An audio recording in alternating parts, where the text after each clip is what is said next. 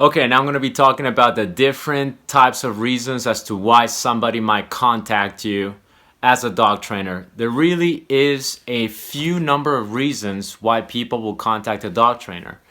It's been my experience that there are really about three main reasons people contact a dog trainer. And the three things are the following. One of them is related to aggression. People don't know how to address this because aggression is a very complex issue. Aggression doesn't really mean the dog is just barking and growling and then that's it. It sounds that simple, but it really is a little bit more complex than that. What aggression is really a blanket statement. It's an issue that is very broad. It's more of a category than anything. And I'll give you a quick example. I could have two dogs displaying the same aggressive behavior, but the motives of each dog could be entirely different. Okay? So again, two dogs could be displaying the same aggressive behaviors, such as, maybe growling.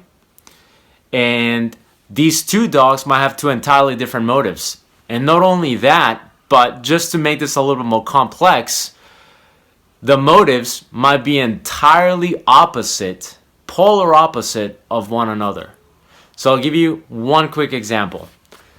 One dog could be growling and snarling, but this dog might be more confident. So this dog might actually have a desire to close the gap, close that distance between you and the dog.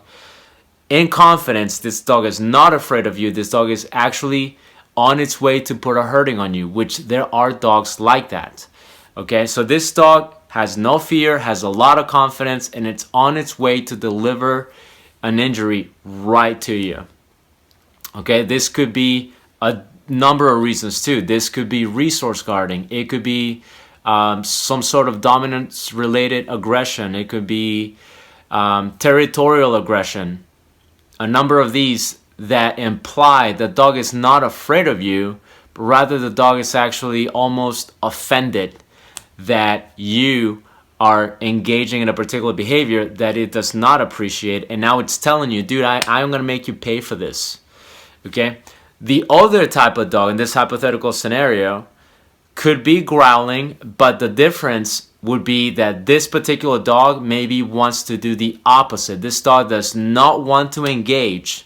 This dog might actually be growling from a place of discomfort.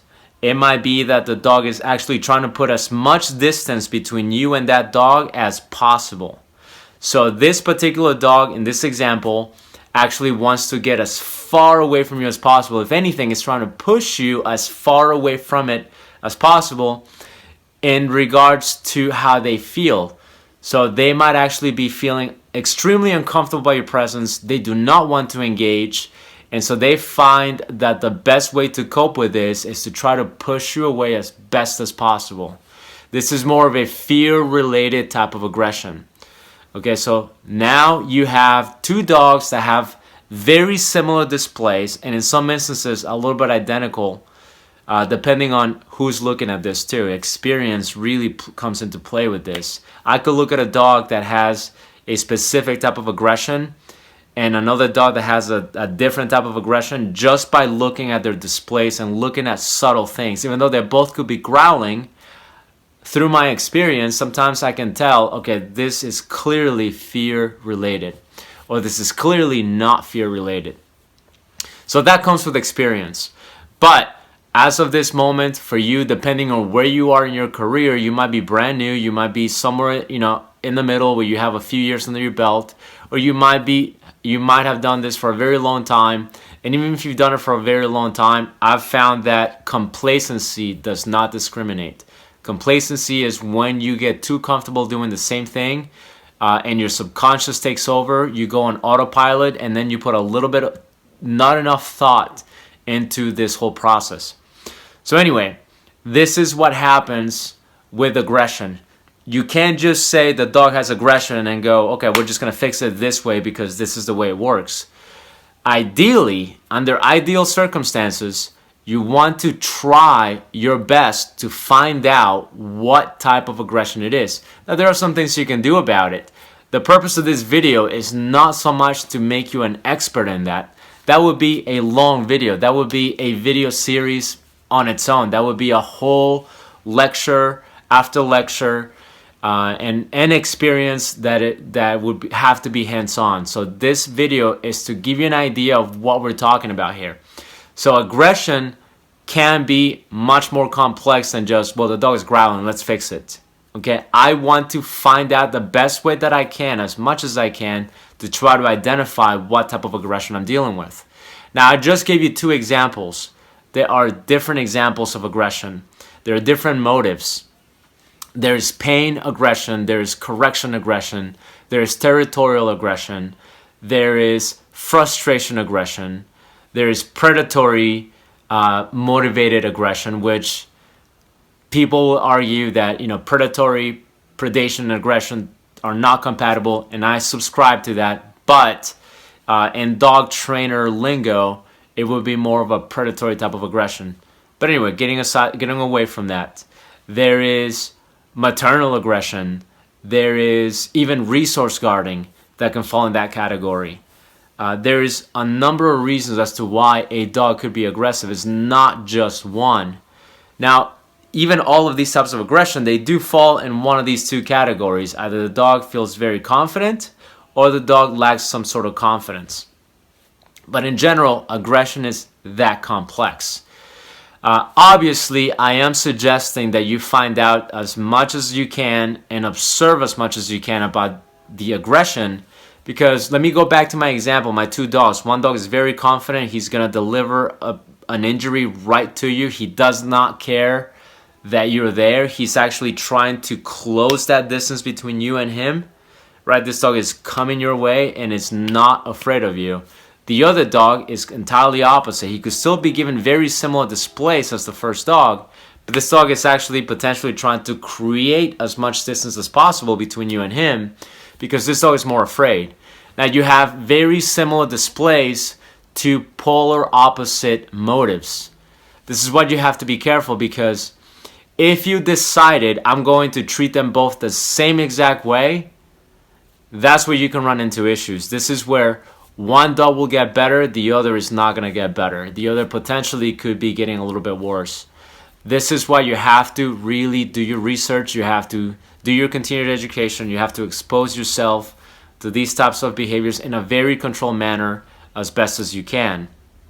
Because this is one of the reasons as to why people will contact you about their pets. There's some sort of aggression. There's not somebody knocking on the door.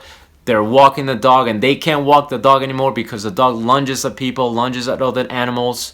So now they're calling you to try to get that sorted out. This is one of the reasons as to why people are going to contact you as a dog trainer, is they have some sort of issue regarding aggression, which, as we know by now, could be very broad. Okay, so that's one of them. This is something you have to prepare yourself for. Another reason as to why people might contact you is home manners related type of stuff. And I'm kind of categorizing that under home manners because this is usually regarding, potty training, crate training, jumping on people, eating food off the trash, eating food off the counter, or the dog is a little bit crazy in the house. This is another reason why people typically contact you as well, right? They have a puppy and the puppy's just all over the place. Or the puppy does not know how to, does not know where the right place to go to the bathroom is. Or the dog jumps all over the guests. So this is more a home manners type of issue that you're going to be contacted for. And another issue is going to be just plain obedience, right? Obedience, which again, you can kind of put in that category of home manners. So in this category, people that contact you for that issue, they have issues like the dog doesn't come back to me, or the dog pulls when I walk it. So I would like to have somebody teach my dog how to walk politely on a leash. Or people will call you telling you that they want their dog to be off leash. So any one of those things, this is more of an obedience type of call. Somebody's going to call you very frequently because their dog does not come back to them. So it's another reason people are going to contact you. Another reason could be maybe the dog is a little bit fearful. So they're wanting to figure out why their dog has very little confidence. Now, naturally, I gave you a very short list of things that are, in my opinion, the more common reasons why a client will contact you. But there's a number of other things that could happen. So these are not just the only reasons people are going to call you. Sometimes people are going to call you for other reasons. It could be separation anxiety. It could be maybe some sort of a quirk. Or it might be a special request that might ask you, I just want to teach my dog to do this thing. Can you help me out with that? Sometimes people will call you to ask you for assistance in how to select the right dog. And I love it when people do it because they're being proactive and they want a professional like you to help them select the right dog or the right puppy. So there are different reasons why people will call you. But in my experience, the bulk of your calls, depending on where you are too, in an urban area, you're going to have different types of issues than in the countryside. But normally, it's going to be one of these things that they're going to call you for. Some sort of aggression. It's going to be some sort of home manners issue, obedience, some sort of obedience issue, or maybe a little bit of fear-related type stuff. Okay? Normally, these are the things that they're going to call you for. So learn about these things, become more proficient, find out what is it in your area that people tend to call most about. And you might not get that information anyway because you might live in an area that is half urban, half country, sort of a suburban type scenario, type area, and then you get just about anything, right? So whereas in the city, you'll get issues like your dog keeps pulling a lot or the dog's being very reactive to other dogs because in the city, people don't have big backyards, so they have to walk their dogs. Naturally, you have a lot of people walking their dogs on a leash. You're going to have issues there. So this might change the number of calls that you get and what types of calls you get based on that environment. So now that I gave you a list of things that people are more than likely going to contact you for, now I'm going to give you 3 things also that I can guarantee you, I can put my money on this, that will really curb those behavior problems and in some instances just completely address them just by themselves. Okay, and these 3 things are physical exercise, mental exercise, and communication. This is something that a lot of dog trainers already know. This is kind of common knowledge in the dog training circle, where dogs have got to have exercise. That's not new to anybody, right? So dogs have got to get exercise. Dogs need communication, so there has to be a predictable way for you as a species to communicate with another species that lives in your household. When you don't have that properly set up, you're going to have problems because whatever your dog does, you might go, I don't want you to do that, but how do you communicate that? Your average pet owner does not know how to communicate that. And so that's going to have an issue that's going to turn into an issue because it's lack of communication. So a lot of dogs don't have the proper communication. A lot of dogs don't have the proper exercise. A lot of dogs don't actually get a lot of exercise. A lot of people think, well, my dog, I have a big backyard. That's not enough for a lot of dogs to get enough physical exercise.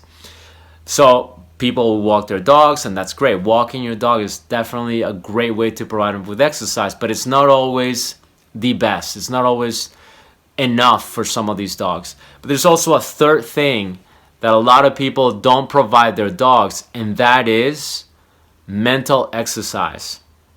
Mental exercise is one of those things that we really don't put a whole lot of thought into it. Your average client does not think about this. A lot of dog trainers, surprisingly, don't think about this. But mental exercise is huge. So dogs need physical exercise. They also need mental exercise, and they need a proper way of communication, a proper way to communicate with their owners, and for the owners to also communicate with them.